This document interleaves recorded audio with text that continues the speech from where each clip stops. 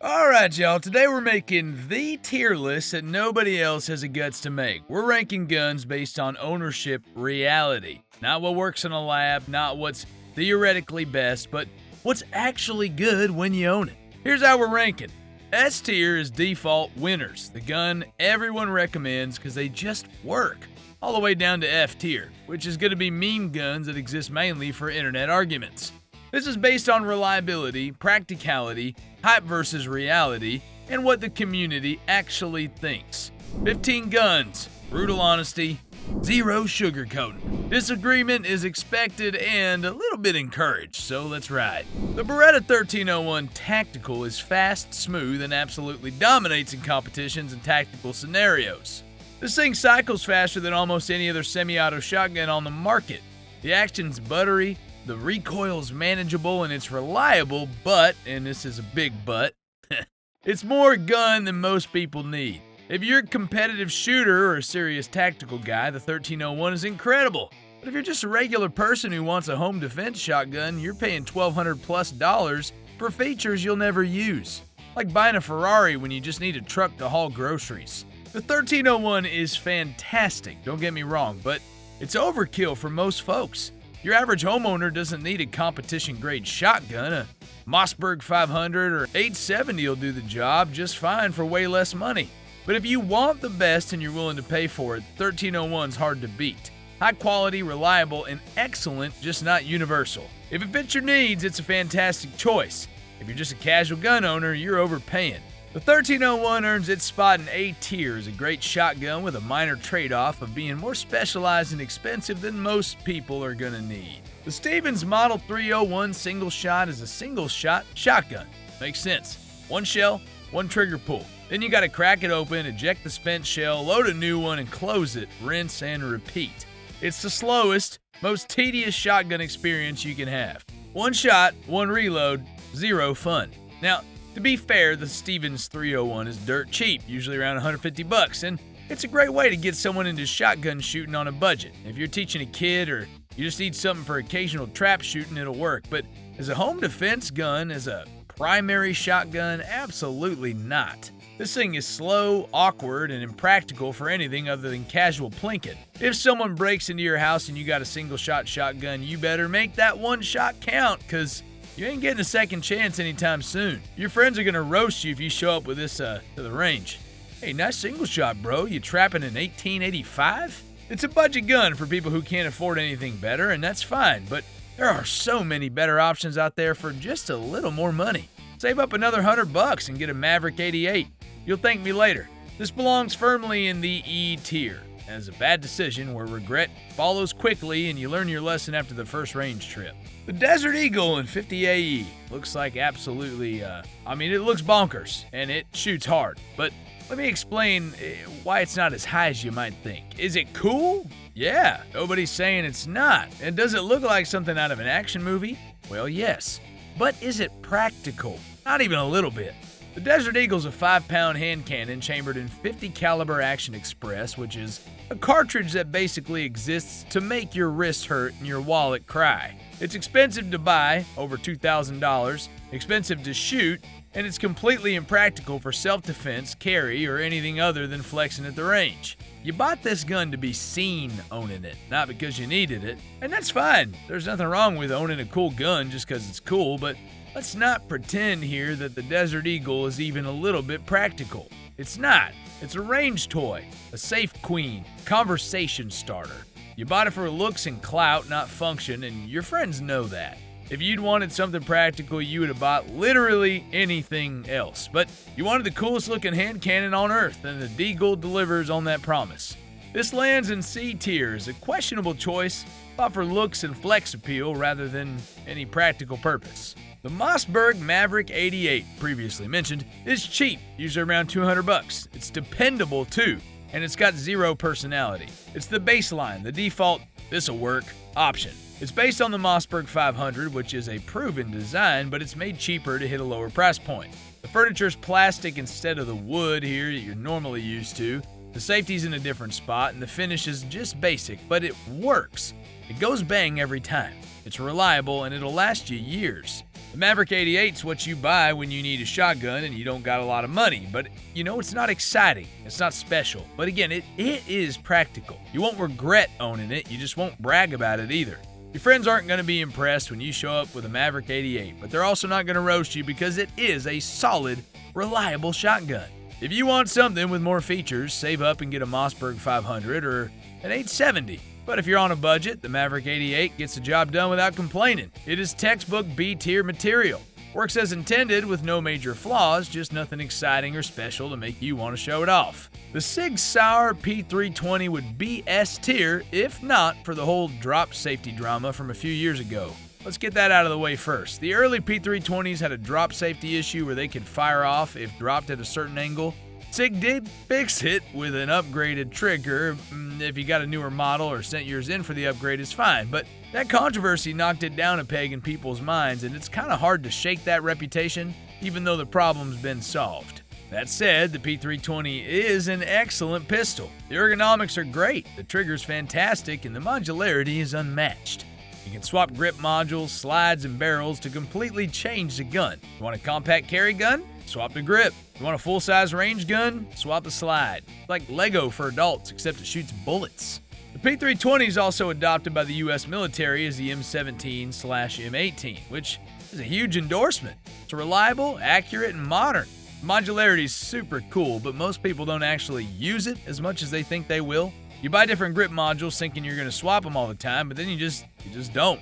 But it's still a great gun with excellent ergonomics and a great trigger. The drop safety controversy and the niche modularity feature keep this one down in the A tier. The Beretta 92FS is iconic and it runs, but it feels dated a little compared to modern pistols. The 92FS has been around since the 1970s and it's been the U.S. military sidearm for decades. It's proven, reliable, and smooth shooting. The DASA trigger is a classic, accuracy is great, and it is built like a tank. Probably run this thing over with a truck and it'd still fire, but it is also heavy, over 2 pounds loaded, and it is chunky. Carrying this thing's like carrying a brick in your pants, except it's really a brick in your pants. The controls are also kind of old school. The safety is a slide-mounted decocker, which some people love and some people hate. There's no in between. And the grip is thick, which makes it hard to handle for people with smaller hands. The 92FS is a great gun, don't get me wrong. It's reliable, accurate, and it's got that classic aesthetic that makes you feel like you're in an 80s action movie. But compared to modern pistols like the P320 or the Glock 19, it just feels dated. It's heavier, bulkier, the capacity's lower for the size. You're not going to regret owning this one, but you're not going to be blowing people's mind at the range when newer, lighter options exist. It's a solid B-tier ranking, because it works as intended with no major flaws, just nothing exciting compared to what's available today. The AR-15 is the gold standard rifle in the USA, and it shouldn't be this controversial. As long as it's a decent quality, like not a sketchy no-name brand assembled in someone's garage, it works amazing. AR-15 is reliable, accurate, modular, and easy to shoot. You can build it however you want. Swap parts, add accessories, and customize it to fit your needs. Short barrel, long barrel, different calibers, optics, lights, the AR platform does it all. The AR-15 is also chambered in 5.56 NATO, which is affordable, widely available, and effective. It has relatively low recoil, so it's easy for beginners to learn on, and it's powerful enough for home defense, competition, or even hunting in some states. And the AR-15 is also proven. The mil-spec version has been the U.S. military's rifle for over 60 years, and it's the most popular rifle in America for a reason.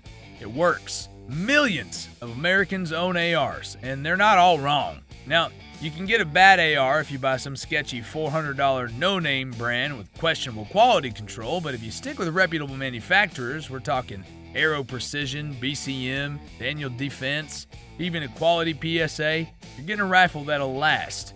If someone asks, what rifle should I buy? The answer is AR-15 every single time. This is the definition of S tier as a default winner that's reliable, proven, trusted, and recommended everywhere without question. Finally, we are getting to this gun. The Mossberg 590 is what happens when you take a proven design and make it even tougher. Pump shotguns as a default setting, this would be it. The 590 has been used by militaries, police departments, and civilians for decades, and it just works. It's reliable, durable, and built like a tank. You could probably throw this thing off a roof, drag it through the mud, and it'd still cycle shells like nothing happened. The 590 is basically a beefed up Mossberg 500 with a metal trigger guard instead of plastic and a heavier barrel. It's designed for hard use, military and police hard use, and it delivers on that. The action is smooth, the capacity is great, usually 8+1, and it's affordable too. I'm saying you can get a 590 for around $400 to $500, which is a steal for a shotgun this reliable and tough. It's not fancy, it's not pretty, and it doesn't have the rails and tactical doodads all over it unless you get the tactical model. It's just a pump shotgun, and it works every single time.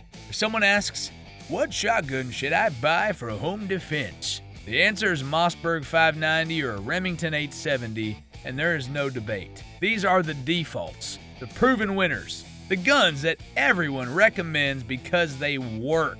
The 590 sits comfortably way up in the S tier as a boring but completely trusted shotgun that's recommended everywhere because reliability matters a whole lot more than flash. The Black Ace's Tactical Pro Series X is a Mall Ninja Turkish import energy disguised as a shotgun, and that's not a compliment. It looks tactical. Pistol grip, rails everywhere, aggressive styling that screams, I watched way too many action movies. But it's quality control roulette, where you're gambling every time you pull that trigger. Sometimes these guns work fine, sometimes they jam constantly, and sometimes they just break after a few hundred rounds. You're rolling the dice every time you buy one, and the odds ain't in your favor. Black Aces import Turkish shotguns and slaps their branding on them.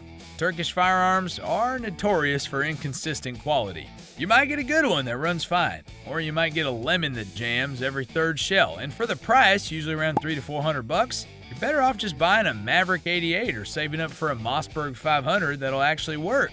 The Black Ace's tactical guns are bought by people who want something that looks cool without caring whether it actually works, and that is a recipe for disaster. Your friends are gonna roast you. Nice Black Aces. Does it actually cycle, or is it just for Instagram? And you're gonna have to admit that it jammed 3 times on your last range trip, and you're already looking at replacements. This belongs in F tier. It's an infamous meme gun that's known more for questionable quality and internet arguments for actually functioning reliably. The Taurus PT-111 Millennium G2 works sometimes, but better options exist for basically the same price, and that right there is the problem. Taurus has a reputation for hit-or-miss quality control, and the PT-111 G2 is no exception to this rule. Some people swear by theirs, saying it's been reliable for thousands of rounds and never had a problem. Other people have nothing but issues. Light primer strikes, feeding problems, broken parts after a few range trips.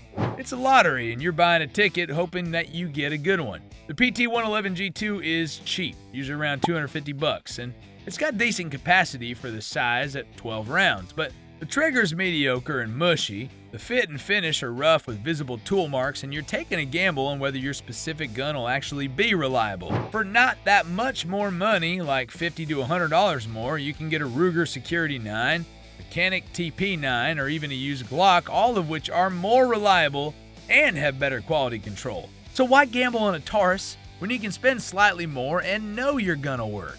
This gun sits in D tier, because it's outclassed by better options at similar prices, has known quality issues, and represents poor value when reliable alternatives exist for barely any extra cost. Listen folks, anything labeled a Saturday night special is the bottom of the barrel. There's no debate there. There's cheap, low-quality guns made from zinc alloy. They're designed to be as cheap as possible with zero regard for quality or safety. Lorcan, Raven, Jennings, Bracco, these are the brands, and they're all terrible. They cost $100 to $150 back in the day, and they were a disaster waiting to happen. They jam constantly, they break easily, the frames crack, and the slides break. You buy one because it was the absolute cheapest option available, and now you're realizing you made a huge, potentially dangerous mistake. These guns are not just unreliable, they're unsafe, and frankly, they probably shouldn't exist. If you fire one and it doesn't blow up in your face, well, consider yourself lucky. Most of these companies are out of business now because their guns were so bad they got sued into oblivion. If you're on a tight budget and you're tempted to buy one used, don't. Save up another $50 and get a high point, which it's ugly, but at least it's functional and won't explode. Saturday night specials are the perfect example of E-tier guns where you're making a bad decision with cheap materials and regret follows quickly, usually right after your first range trip when the thing jams or breaks.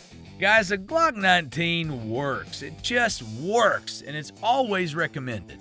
This is exactly why it's at the top. The Glock 19 is the default answer to what gun should I buy? And there's reason for that. It's reliable, durable, easy to use, proven in every environment imaginable, and trusted worldwide. It's been adopted by police departments, militaries, and civilians in dozens of countries. The capacity is great at 15 rounds. The size itself is perfect for both carry and home defense, and it's affordable at around $500 to $600. You're getting a lot of gun for the money. The Glock 19 is boring, sure. It's not exciting, it's not pretty. It looks like a block of plastic with a trigger, and the factory trigger's just okay, but it works every single time. You can drag it through the mud, freeze it, drop it, and it'll still fire. Glocks are torture tested to hell and back, and they just keep running. Now, there are fancier guns with better triggers, nicer finishes, and cooler features, but none of them have the Glock 19's track record of absolute, boring, reliable function. Again, if someone asks, what should I buy? The answer is Glock 19. And if they ask why, the answer is because it works and everyone trusts it. This right here is a textbook definition of S tier as a default winner. It's a gun everybody recommends because it is proven, reliable, and you literally cannot go wrong with it. The Benelli M4 is an elite shotgun with absolutely incredible performance, but it comes with a painful price tag that definitely keeps it out of S tier. The M4 is one of the best semi-auto shotguns ever made, and that's not a hyperbole. Been adopted by militaries worldwide, including the US Marine Corps, and it's reliable in any condition, sand, mud, water, doesn't matter, and it's built to last through decades of hard use. The action's smooth as butter, the recoil's manageable thanks to Benelli's inertia system, and it is tough. This thing's over-engineered, but in the best way possible, but for over $2,000, and that's a lot of money for a shotgun. Well, most people don't need an M4. Mossberg 590 or a basic Remington 870 will handle home defense just fine for way less money, like a third of the price. The M4 is for people who need the absolute best. Military, law enforcement, or serious competitive shooters who demand top performance. If you're just a casual gun owner who wants a reliable home defense shotgun, you are overpaying for features and durability you'll never actually fully utilize. It's an incredible gun, but it's not universal. The price is a legitimate trade-off. This earns the spot in A tier as a high-quality, reliable, excellent shotgun that's fantastic if it fits your needs and budget, but overkill and overpriced for most gun owners. The Kel-Tec KSG is a bullpup shotgun with dual-tube magazines that hold 7 rounds each for a total capacity of 14+1, and that sounds absolutely awesome on paper. Imagine walking to a gun store and hearing 14+1 capacity in a compact bullpup package. You're sold immediately, right? Except the execution's a little rough, and that's putting it nicely. KSG is finicky, and it's prone to jamming if you don't pump it perfectly every single time. If you short stroke the pump, meaning you don't pull it all the way back or push it all the way forward, you can accidentally double load a shell and cause a catastrophic failure. And by catastrophic, I mean the gun explodes. There are videos online of the KSG blowing up because someone short stroked it. The trigger is also terrible. Heavy, gritty, long, probably 12+ pounds of pull. I mean, it feels like you're dragging a rusty anchor. Now, it looks cool. The capacity is great and the concept is innovative, but in practice, it's awkward, unreliable unless you train with it constantly, and potentially dangerous if you make a mistake. I know you bought it because it looked like something out of a sci-fi movie, and now you're stuck with a gun that requires constant attention and perfect technique to avoid disaster. This right here is a perfect example of C tier as a cool concept with awkward, frustrating execution that makes you wish you just bought a normal shotgun. The High Point C9 is heavy, ugly, and cheap. Used around $150, and it's the most legendary meme gun in existence. Let's be clear about something first. High Points are made from zinc alloy, which is fancy talk for cheap pot metal. They're blowback operated pistols that look like someone designed a gun using only straight lines and right angles. They're ugly, like offensively ugly. But here's the thing that drives everyone crazy. They work. Kinda. Okay, sorta. Alright, most of the time. High points are known for being unreliable in theory, but somehow functional in practice. People have torture tested these things, buried them, froze them, dropped them off of buildings, and they still fire like a cockroach, but you don't want it. It's gross, and everything it just survives it all. Nobody buys a high point because they're good. They buy it because it's $150 and they're broke, or because it's funny and they want the meme. This belongs in F tier as a quintessential meme gun that exists mainly for internet arguments, comedy, and people who are too broke to care about their reputation. But that right there is a tier list nobody else has the guts to make, ranked on ownership reality, not lab tests or combat theory. Now, disagreement is expected, it's encouraged, and honestly, it's part of the fun. So drop a comment and tell me where I'm wrong, which tier you'd move the guns to, and what I might have missed. And hey, if you enjoyed this brutal honesty, smash that like button, hit subscribe, and stick around for more. Now, get out there and make smart buying decisions based on reality, not hype.